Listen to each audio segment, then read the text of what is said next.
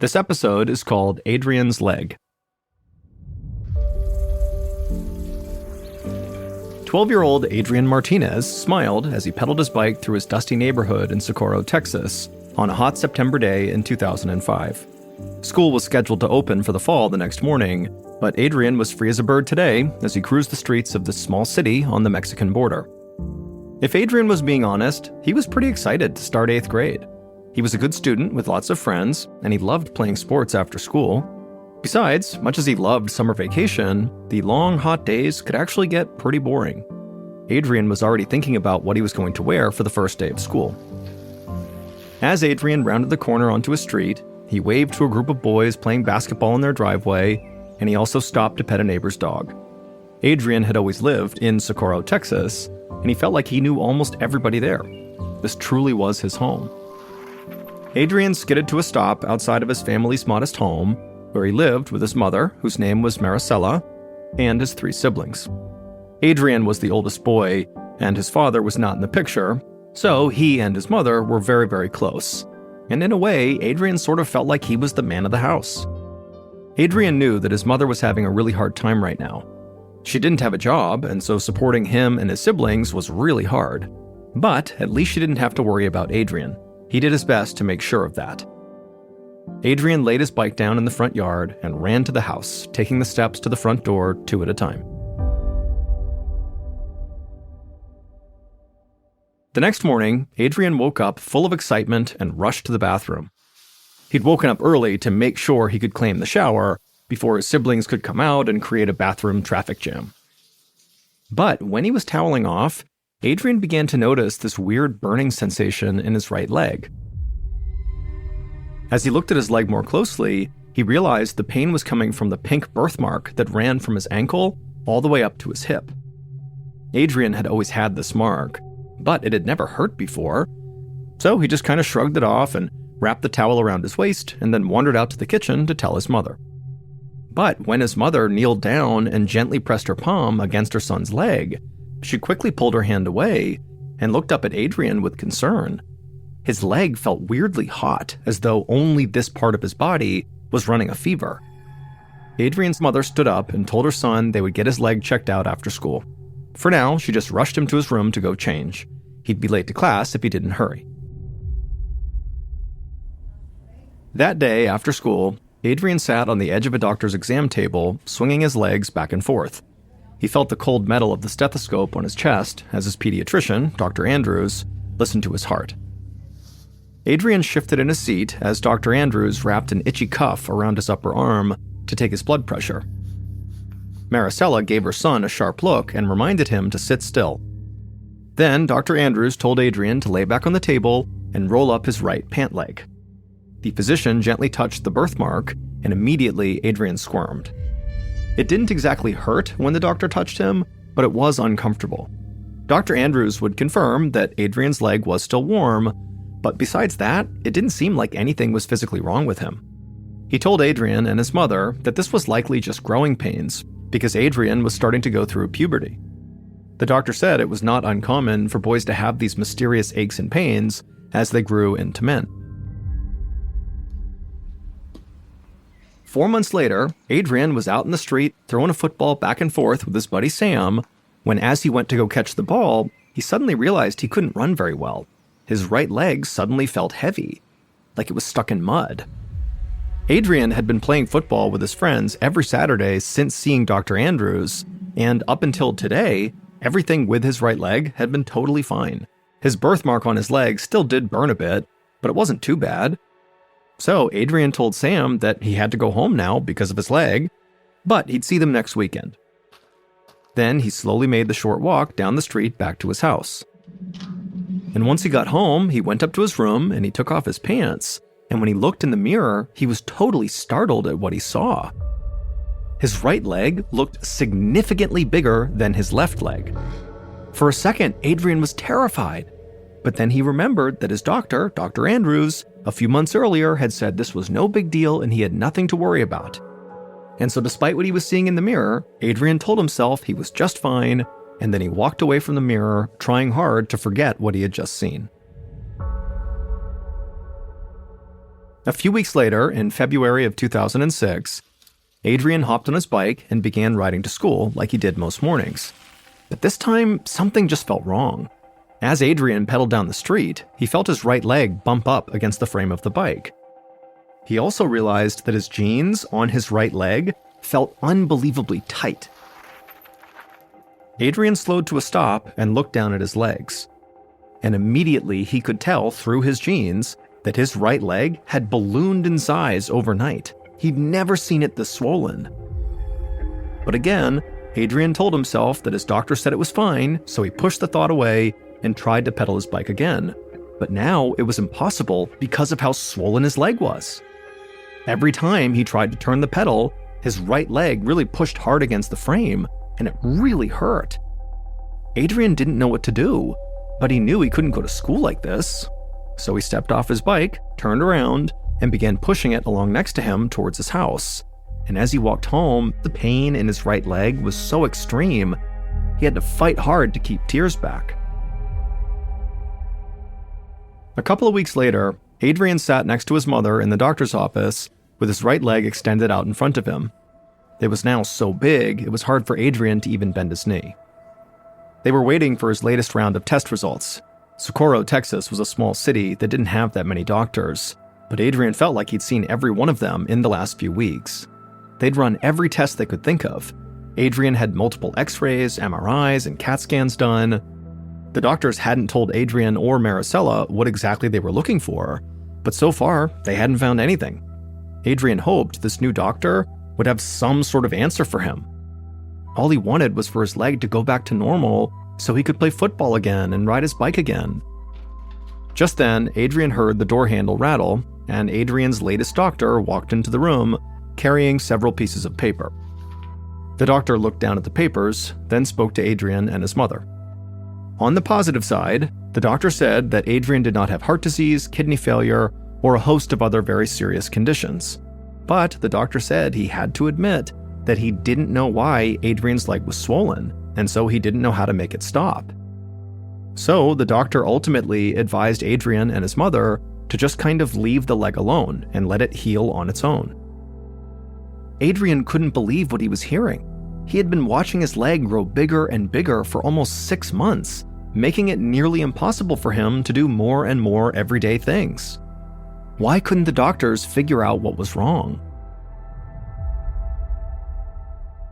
A few months later, Adrian was sitting in class when the bell sounded to signal the end of the period.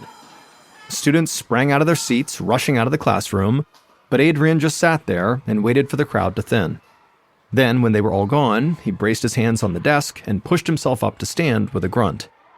As soon as he began to walk, he felt a shooting pain in his right ankle, and he nearly fell over into a table. It had been months since Adrian had seen that doctor that said, just wait this out, but clearly his leg was not getting better. It was just getting worse. By the spring of 2006, his right leg was nearly double the size of his left leg. It looked like the leg belonged to a totally different body. Adrian had started wearing these really baggy jeans in an attempt to hide his right leg, but all his classmates knew, and they were not shy about teasing him. As Adrian limped out of the classroom, he felt the students in the hallway shift their gaze to his leg. Some pointed at him and whispered or giggled as Adrian's cheeks burned red, but right now, Adrian's biggest problem was not embarrassment. It was the pain in his ankle. The sheer weight of his right leg was now so enormous, it felt like his foot was going to collapse with every step. Adrian gritted his teeth and kept his head down as he walked past all the students who were laughing at him, and he made his way to the nurse's office. Once he was there, he asked to make a phone call, and when he called his mother, he did his best to keep his voice steady as he told her she needed to come pick him up right now.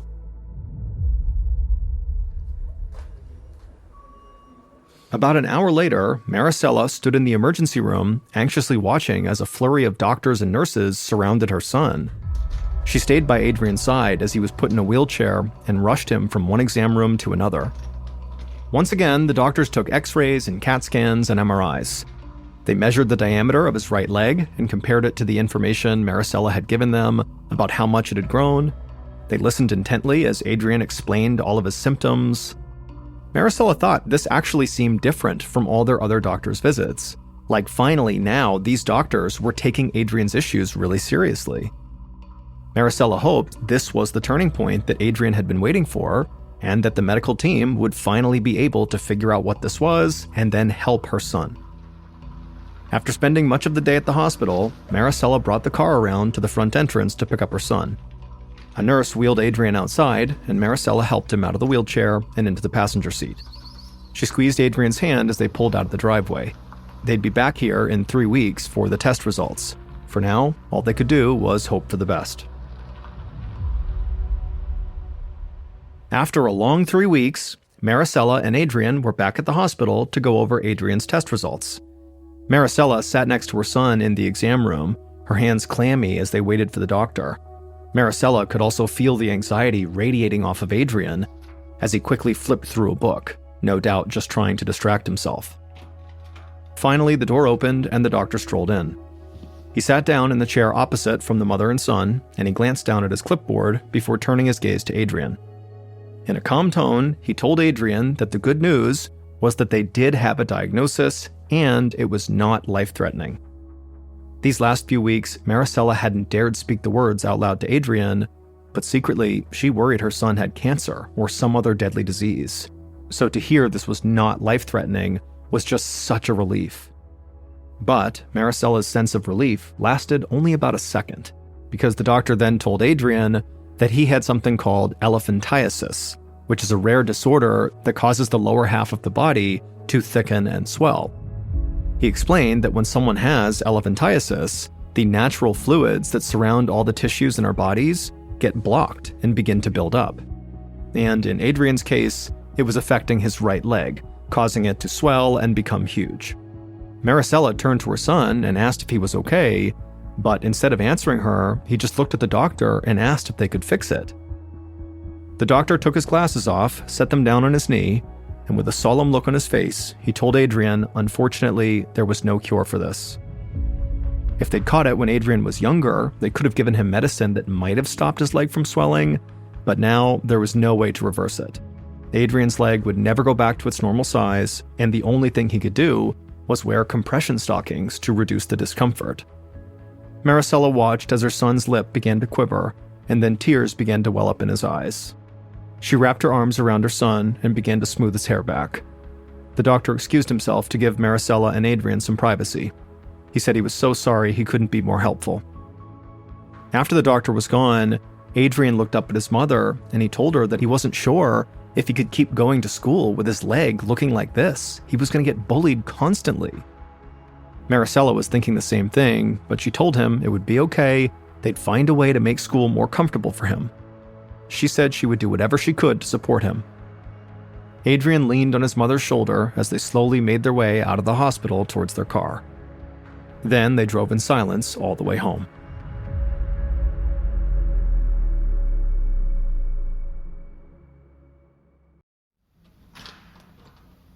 Three years later, Adrian slowly limped into class, mouthing the word "sorry" to his teacher, Mr. Perez.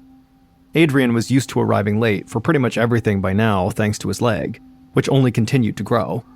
Now, as a junior in high school, his leg was nearly triple the diameter of a normal man's thigh, and it weighed about 150 pounds all by itself. Adrian's leg was so big, he couldn't even fit it in a normal wheelchair anymore. Teachers let Adrian leave his class 10 minutes early to give him extra time, but he was still almost always late to his next class. Some teachers got annoyed, but Mr. Perez didn't mind. Adrian hobbled to the back of the class, wincing as he took his seat. He was still a good student, making great grades and participating in class, but that was partly because, by this point, schoolwork was pretty much the only thing Adrian could do. He couldn't play sports, and he didn't hang out with his friends anymore, and he barely left the house except to go to class. And now, Adrian had yet another problem. Seemingly overnight, a swath of itchy pimples had sprung up on his leg. And so he wriggled in his seat, trying to find a more comfortable position, when suddenly he felt something burst on his right leg. Adrian looked down in horror as he saw a wet stain begin to seep through the fabric of his jeans. And then an awful smell wafted up to his nose. One of Adrian's new pimples had burst, and it smelled disgusting, like rotten eggs, but even worse. Adrian carefully glanced around the classroom, seeing if anybody else had noticed yet. Mr. Perez stood up in front, writing math equations on the whiteboard. Most of the other kids were copying down notes, but the students right in front of Adrian, so near the back of the classroom, they began swiveling their heads around to face Adrian while wrinkling their noses. As the smell fanned out towards the front of the room, more and more students began to notice. They started looking around, pinching their noses with their fingers, and muttering about not being able to breathe.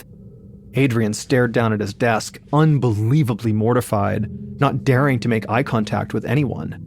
Every time Adrian thought he could not be more humiliated by his leg, there was always a new low, and this was it. It was bad enough that everybody made fun of him because of how big his leg was, but now his leg smelled bad too. Adrian hung his head in shame and began counting the seconds until he'd be able to leave school and go back home. Later that week, Adrian struggled out of his jeans in an exam room at a dermatologist's office. As he did, Adrian scrunched up his nose in disgust because, without his pants sort of masking the smell, the odor from his right leg now overpowered the room. Adrian wrapped a disposable gown around his waist and then sat down in the exam chair. After a few minutes, Adrian heard a knock at the door, and the doctor entered the room. He gave Adrian a big smile, and he asked what brought him in today. Adrian tried to match the doctor's upbeat energy, but he couldn't bring himself to smile. Instead, he started talking about the itchy pimples on his leg. After Adrian finished explaining, the doctor said, "Okay, let me see your leg." And so Adrian slowly reached down and pulled aside his gown, revealing his swollen, pimple-covered leg.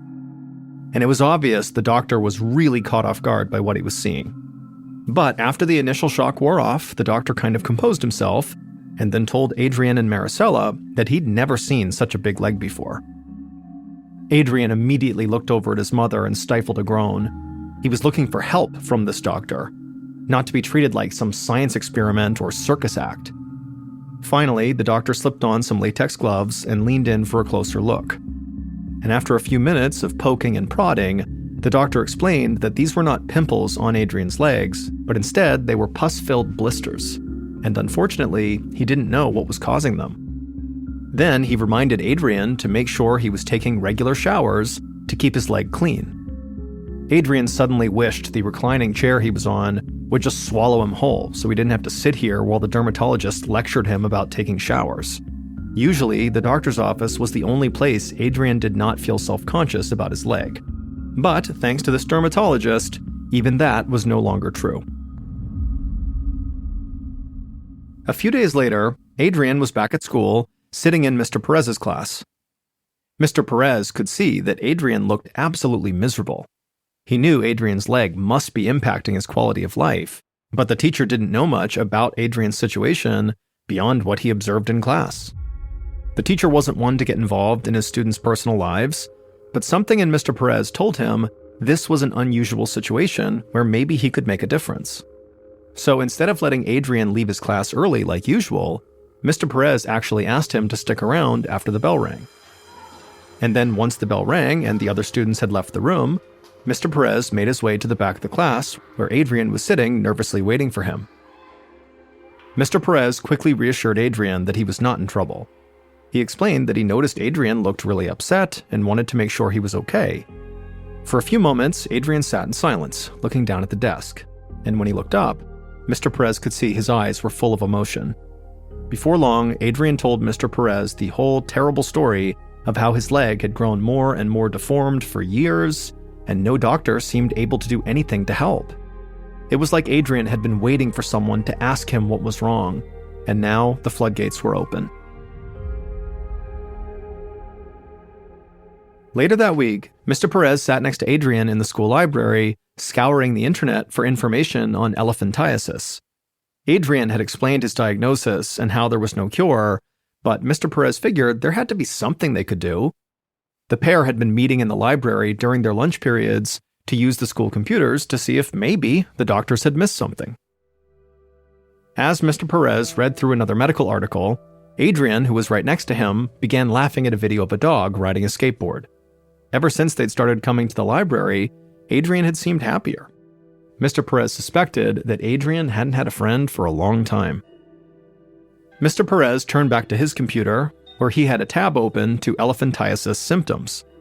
He read through the list in a hushed voice, verifying each one with Adrian, and as Mr. Perez read on, they realized something strange.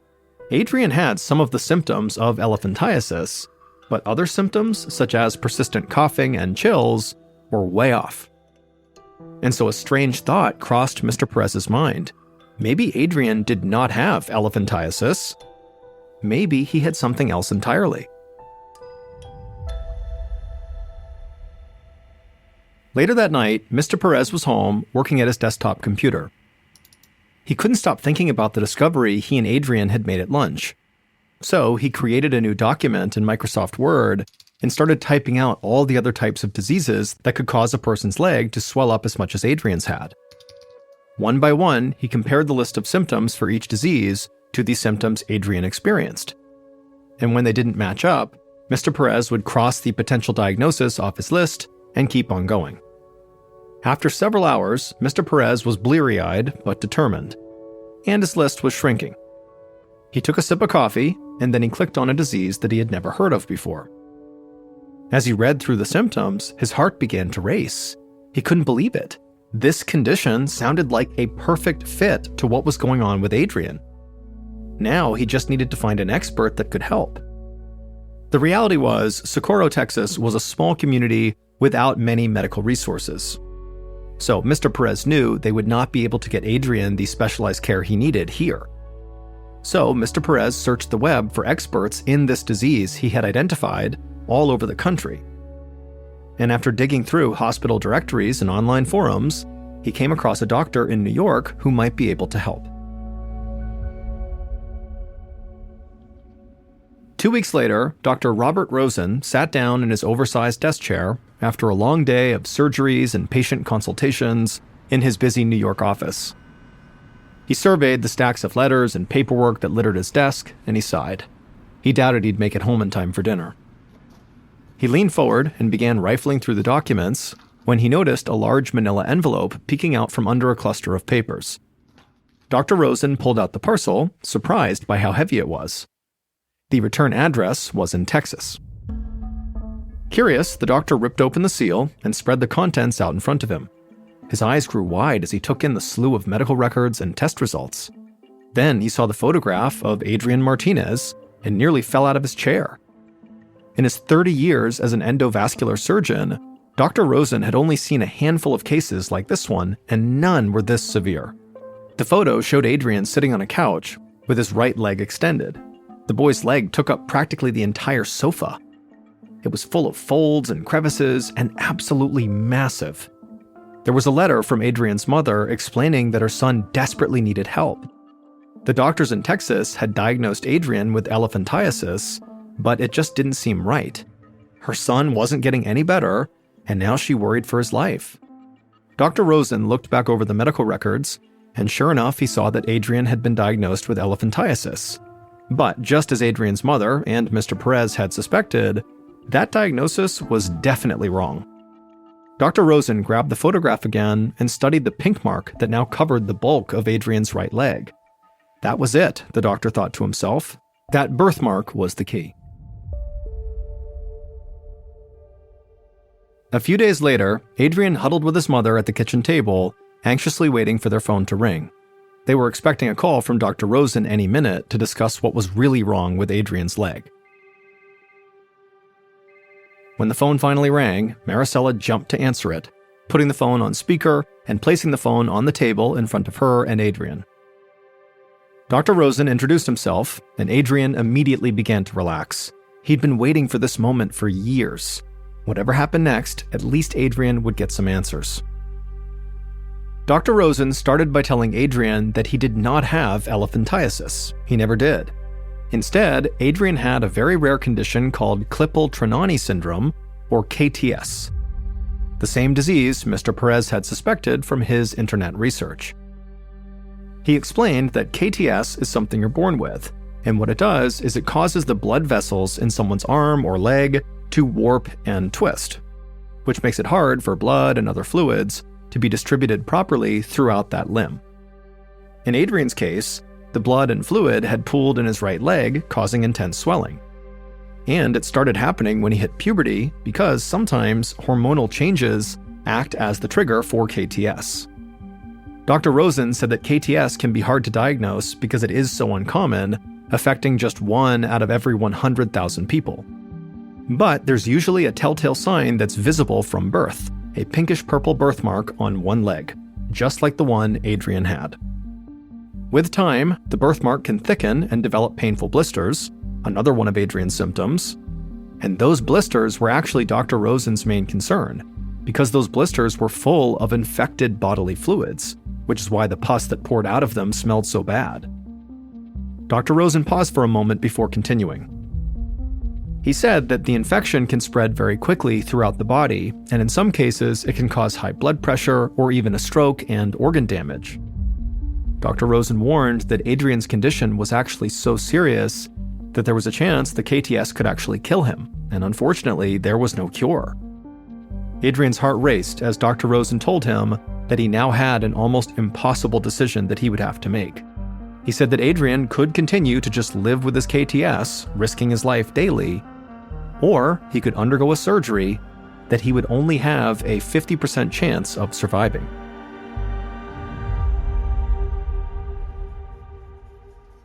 In October of 2009, Adrian was wheeled into surgery. Adrian had weighed the pros and cons out, and as terrifying as it was, he knew his only chance at a happy, normal life was to risk the operation, which was a very complicated leg amputation. The procedure took 12 hours, but Adrian did survive, and the surgery was a success. Once Adrian recovered, he returned to school in a wheelchair. He was 150 pounds lighter, and it felt like he was floating through the halls. He finished out his junior year with straight A's and spent the summer adjusting to his new life. And without his leg holding him back, Adrian blossomed in other ways too. He grew more confident, and he rebuilt the social life that he'd lost. And Adrian was so grateful to the adults who didn't give up on him. And he and Mr. Perez stayed really good friends. He went on to attend the University of Texas at El Paso, and in 2019, he graduated with 2 degrees in computer science and business.